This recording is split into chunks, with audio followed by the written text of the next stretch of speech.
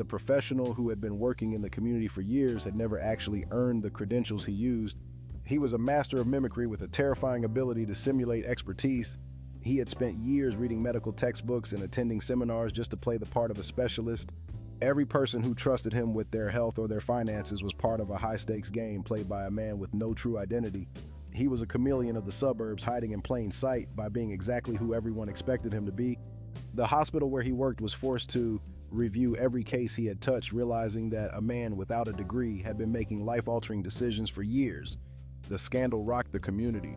People who had invited him into their homes and trusted him with their children's lives were left questioning their own judgment.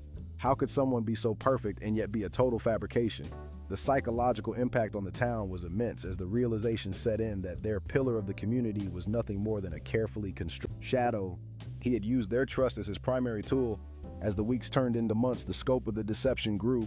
Private investigators hired by the victims' families found that the man had been operating across several states for the better part of 3 decades.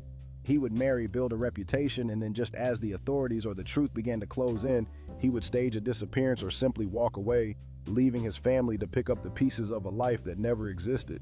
He was always one step ahead, always aware of when the mask was beginning to crack. To this day, the man Claire knew as her husband has never been found. He vanished into the Pacific Northwest, likely already wearing a new name and a new face in a different city, perhaps even starting a new family with a new set of lies. He left no digital footprint, no paper trail, and no clues to his true origin. He was a man who had perfected the art of being nobody while appearing to be everybody.